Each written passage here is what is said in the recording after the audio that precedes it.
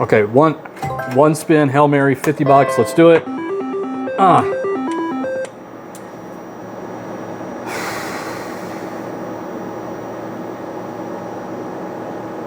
Much for clicking on this video. I know this isn't going to be an exciting one, but I really hope that I can just capture your attention for just a couple of minutes, because I'm going to talk about a recent mistake I made on a casino trip, and then also what I plan to do about it, and then things we can do to kind of help each other out, right? This is stuff, guys, that you really should listen to and just take note of, because if you just hide this and you push it away and try to pretend that it doesn't exist, you're going to slip deeper into trouble when it comes to gambling, right? We have to remember this is a form of entertainment, and when it's no longer entertaining, we need to do something about it. We need to put an action plan in place. All right, so let's just talk about what happened. So Dave and I and our wives, we were on a cruise at the beginning of June, Alaskan cruise. We had a great, wonderful time. I only brought about 300 bucks for the casino.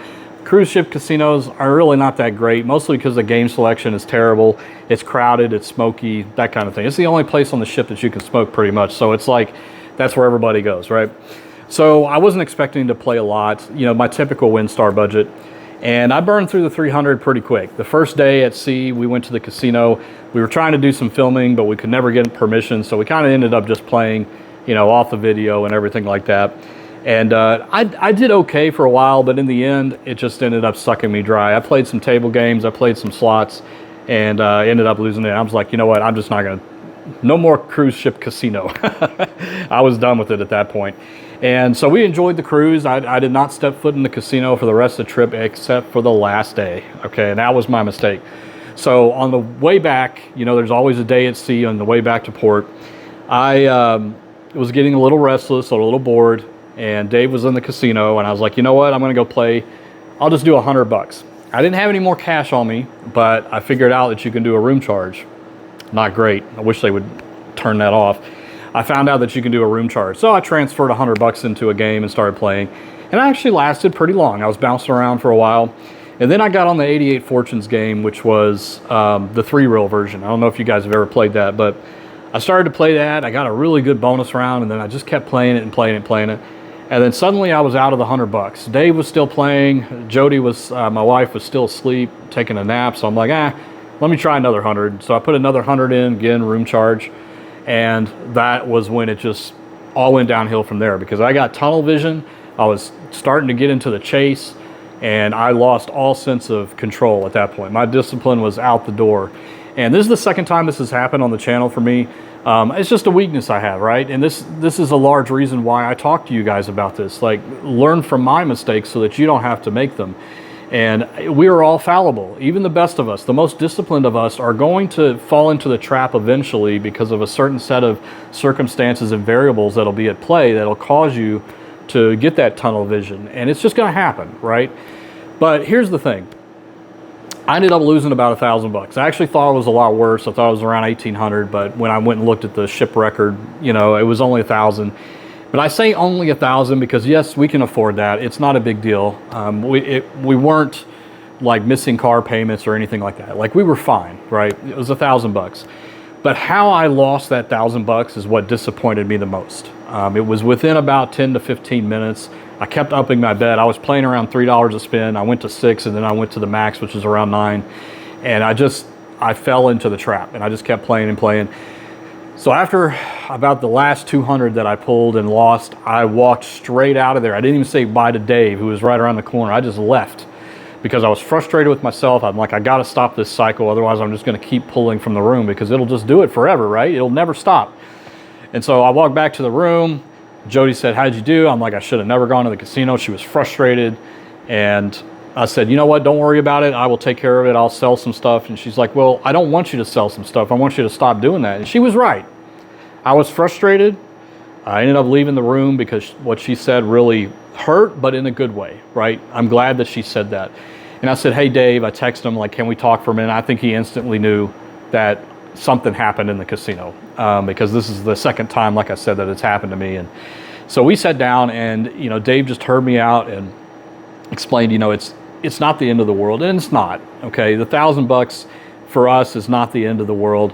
But again, it was just how that happened that I was just so mad at myself. And I'm like, I just let myself down. I let you guys down because this is the stuff we talk about. And I said, this time, there's not going to be just a, I'll do better next time. There's not going to be this, well, I'll just start using the lockbox. This time, I'm going to do something very drastic to reset myself, okay? And what I've decided to do is to take 3 full months, and actually going to do a little longer, 3 months of no gambling at all. No casino visits, no lottery tickets, nothing. I don't care if it gets up to $1 billion, I'm not going to buy a lottery ticket. I'm going to just stay completely away from all forms of gambling for 3 months. I actually started this when I got back from the trip, but I'm going to make this all the way through G2E, which is the beginning of October. That's going to be the next time that I'll be in a casino for our meet and greet with you guys. And so I feel really good about this. I've told Dave, I've told Jody, my wife again, I was like, I feel so good about doing this. I feel different already. I feel like I've made some changes that are going to make me come out of this a better gambler. You know, I'm going to go back to using the lockbox and stuff like that, where I felt like I was disciplined enough not to need it. That's out. I do need it, right? So I'm going to take baby steps and start slowing back down, like trying to resist that chase and things like that. And the reason I wanted to tell you guys this story is I'm not looking for sympathy or anything like that. I got this, right? I got this.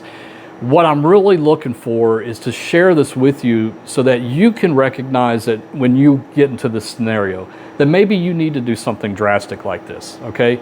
Don't just say it'll be better on the next trip, or say I'm just not going to go to the casino for a week. You got to go a little longer than that if you make a mistake, right? You have to punish yourself.